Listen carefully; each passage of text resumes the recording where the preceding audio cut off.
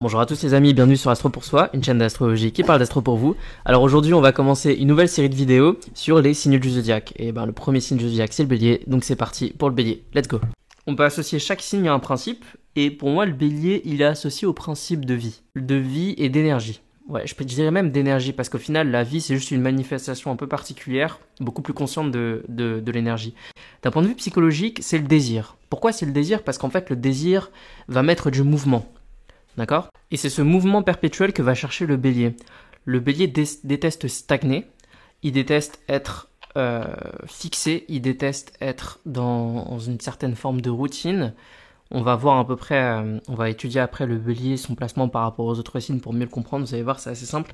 Mais grosso modo, il doit être dans le mouvement, il doit être dans une certaine forme d'action, il doit être dans le faire. F-A-I-R-E. Pourquoi? En fait, c'est assez simple, c'est parce qu'il fuit la mort. Le bélier succède au poisson.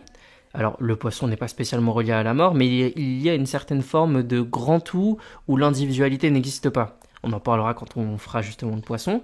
Le poisson, il est maîtrisé par Neptune, donc il a cette forme d'allocentrisme où chacun est confondu avec l'autre, c'est une espèce de nuit éternelle ou d'océan éternel, le poisson, et on a cette tête du bélier qui dépasse comme ça des eaux pour dire que non, moi j'existe, je suis un individu, je suis seul et je veux agir seul. Donc on voit bien encore une fois, je vous invite à regarder dans la précédente vidéo, le rapport qu'on a entre deux signes qui se suivent, donc des demi-sextiles, l'un fuit l'autre, et le bélier fuit les énergies nébuleuses qui vont le faire rentrer dans la confusion. Il fuit ce qui est pas très clair, les béliers sont pas des fans d'ésotérisme normalement. Enfin, si quelqu'un a une énergie très très bélier, c'est pas quelqu'un qui est fan d'ésotérisme, parce que il sent que ça le rattache à un cycle passé dont lui ne veut plus être affilé. Il veut commencer un nouveau cycle. Le bélier, c'est son rôle. Il a en lui tout le potentiel du zodiaque. Le bélier est capable de tout. Il a cette espèce de naïveté, de bravade, de sens de la bravade qui fait qu'il peut faire tout et n'importe quoi. C'est un signe avec qui il est facile de s'entendre à partir du moment où notre niveau d'énergie est aussi élevé que le sien. Et c'est ça toute la difficulté. Parce que sinon, en fait, on a l'impression de deux choses. Qu'il est égoïste, on a l'impression qu'il pense qu'à lui, et on a l'impression aussi qu'il va être autoritaire. Alors qu'en fait, il est aucun des deux. Enfin, il est peut-être un petit peu égoïste, mais il n'est pas spécialement autoritaire, c'est juste qu'il va plus vite que vous. Il va plus vite que vous, il fait les choses avant vous. Il y pense avant vous. Du coup, forcément, vous avez l'air plus lent et vous êtes en retard et il y a un conflit, etc., etc. C'est ça le bélier. Il a malheureusement le défaut de ses qualités, c'est-à-dire que ses qualités, ça va être sa capacité d'initiative et d'action. Et ses défauts, ça va être le fait qu'il a une grosse tendance à enfoncer c'est quoi l'expression? Enfoncer des portes ouvertes, voilà. Il a aussi un espèce de faux sentiment de confiance en lui. Le bélier est trigone avec le signe du lion. Ce qui veut dire qu'il n'est pas encore passé, c'est le trigone suivant, il n'est pas encore passé par l'étape lion, donc il n'a pas encore eu l'occasion de développer cette pleine affirmation de lui-même, cette pleine confiance en lui-même qui va vraiment émerger en lion. On commence à avoir un peu des brides de leadership en bélier, parce qu'en fait il va aller... Lui, c'est pas qui m'aime me suivre, c'est écoutez, j'y vais, et ceux qui veulent me suivre, me suivent. Il s'en fiche d'être vraiment aimé, admiré. Ça, c'est vraiment des problématiques plutôt lion. Le bélier, il y va, il fonce, et voilà. Mais comme dit, on commence par l'action à déjà avoir des petites brides de leadership, des petites brides de confiance en soi, mais c'est pas encore bien construit. L'axe bélier-balance, c'est aussi un axe qui est lié à la justice. Alors, ils n'ont pas le même sens de la justice, mais ils sont tous les deux profondément reliés à cette notion-là, puisque le bélier il va avoir un certain sens de la justice absolue, alors que la balance elle va avoir une justice un petit peu plus relative. Si je donne un exemple, si vous êtes dans une pièce et qu'il y a un gâteau, et que tout le monde a faim, le bélier il va arriver, s'il y a 4 personnes, il va couper le gâteau en 4. Alors que la balance, elle va vous demander si vous avez faim, très faim, un peu moins faim, et elle va couper en fonction d'eux. Donc il y en a un qui a une justice absolue, et l'autre qui a une justice relative. Une autre manière de comprendre le bélier, c'est aussi de regarder le rapport qu'il a par rapport au scorpion. Donc ils forment un quinconce tous les deux. Ils sont tous les deux gouvernés par Mars et aussi par Pluton. On associe souvent Pluton au scorpion, mais en fait Pluton maîtrise aussi le bélier. Le scorpion, c'est quoi? Le scorpion, c'est un être des profondeurs qui va explorer la mort, qui va aller au fond de l'angoisse, qui va la rencontrer pour pouvoir se transformer. Il va donner un gros coup de pied comme ça, il va pouvoir renaître comme un phénix. Le bélier, il n'a pas vraiment cette approche-là.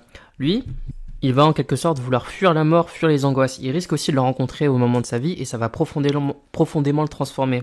Si un bélier rencontre de près ou de loin la mort, il va avoir plus conscience de sa mortalité et c'est à ce moment-là qu'il se sentira vraiment vivant. Si vous voulez, le bélier, c'est vraiment une course à la vie.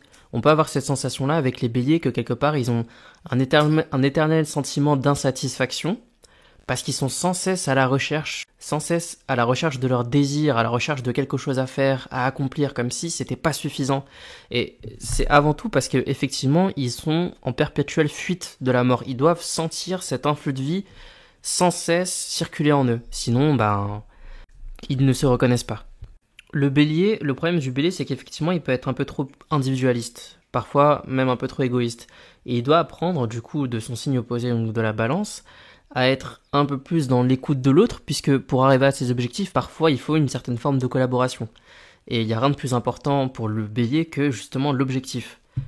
Alors certes, il n'est pas aussi efficace que le taureau, puisqu'il a une grosse tendance à commencer les choses sans les terminer, mais par contre, il a besoin d'objectifs dans sa vie pour pouvoir avancer.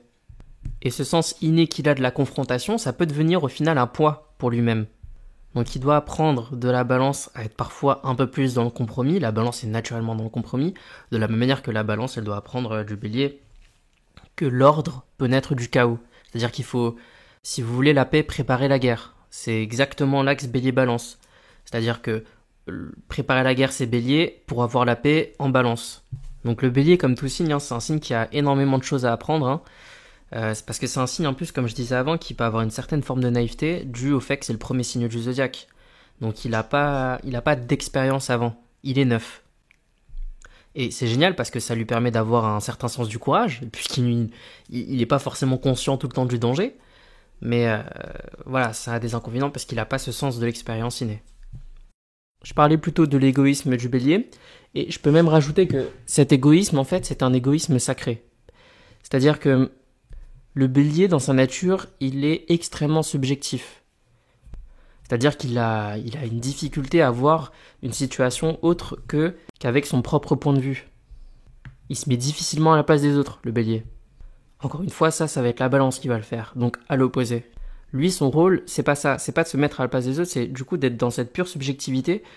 Pourquoi ? Parce que c'est en répondant à ses besoins, à ses envies, en passant à l'action, en les réalisant, qu'il va pouvoir être parfaitement lui-même. Un autre point aussi qu'il faut bien comprendre sur le bélier, c'est que il est tout le temps dans la réaction. En fait, ça, c'est son niveau un peu le plus bas, c'est-à-dire qu'il est tout le temps dans la réaction, il ne sait que réagir aux choses. Et ce qui fait que son énergie est sans cesse gaspillée par les sollicitations du monde extérieur. C'est un signe, tout comme le Gémeaux, avec qui il est sextile, qui peut être vachement sujet à tout ce qui est nervosité mentale. Et ça, c'est en grande partie dû au fait qu'il ne sait pas ne pas répondre au monde. Pour progresser, un conseil que je peux donner à quelqu'un qui a vraiment beaucoup d'énergie bélier, ce serait d'arrêter de sans cesse réagir au monde et de choisir ses combats. Il faut passer de la réaction à l'action. Donc diriger son action vers des objectifs. Et pour ça, en fait, le bélier, il va devoir opérer un certain contrôle de son mental. Il va falloir qu'il arrive à dompter ce mental et à le focaliser sur un objectif. Qu'importe si l'objectif il finit par être réalisé ou pas, mais il doit agir dans ce sens-là, et une fois qu'il se sera lassé, parce que croyez-moi il va se lasser, il change d'objectif et puis basta. C'est ça le bélier en fait, c'est des recommencements, il a des idées, ce qu'on peut appeler des idées semences, qui vont à chaque fois apparaître, et le problème c'est qu'il va commencer peut-être à se disperser, alors qu'il devrait les traiter une par une, un objectif par un objectif, et c'est quelqu'un vraiment, le bélier, il peut passionnément aller vers une direction et quelques temps plus tard aller complètement à l'opposé. Et ça le dérange pas. Il doit être dans le vivant, il doit être dans l'action. C'est ça qui va l'épanouir en fait. D'ailleurs, une petite parenthèse sur les planètes en bélier, si vous avez beaucoup de planètes en bélier, les planètes en bélier, elles doivent être exprimées d'une manière spontanée, sans retenue, en tout cas avec le moins de retenue possible, dans la mesure du raisonnable évidemment. Elles doivent être exprimées aussi de manière personnelle et subjective. Il ne faut pas hésiter à prendre des risques avec ces planètes-là. Il faut suivre son intuition du moment, ce qui émerge à l'intérieur de nous et aller dans cette direction. Et un dernier conseil à tous les béliers, encore une fois pour progresser, enfin à tous ceux qui sont mus par une énergie bélier, ne demandez pas conseil aux autres. Ne demandez pas conseil aux autres. Si vous avez l'intuition de faire quelque chose, si vous avez le sentiment profond que vous devez aller dans cette direction-là, alors allez-y. Vous allez me dire, on peut dire ça pour tous les signes, mais particulièrement le bélier, parce que lui, il le regrette amèrement, en fait. Je vous ai dit avant que le bélier, il avait besoin des autres, contrairement à ce qu'on peut croire, hein. Il a besoin des autres pour le rassurer, et c'est comme ça qu'il peut pleinement avoir confiance en lui et se diriger vers ses objectifs. Mais être rassuré, ça ne veut pas dire qu'on va demander l'avis aux autres. Si vous voulez, il ne doit pas questionner son objectif. Il doit pas soumettre son objectif aux autres, mais foncer et y aller. Quitte à se tromper, quitte à se prendre un mur, c'est comme ça qu'il fonctionne. Après, il a aussi cette fonction un peu phénix, mais plus dans l'action. Alors que le scorpion, c'est pas vraiment...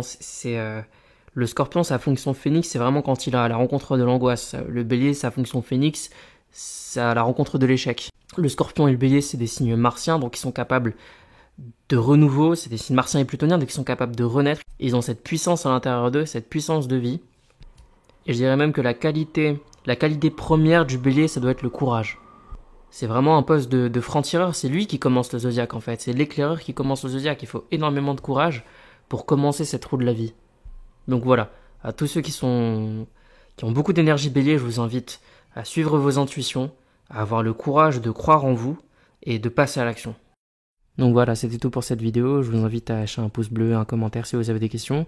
Je vous mets aussi à l'écran l'Instagram de la chaîne. Donc en ce moment, je publie des posts sur les planètes en signe. Donc je pense que ça peut intéresser pas mal d'entre vous.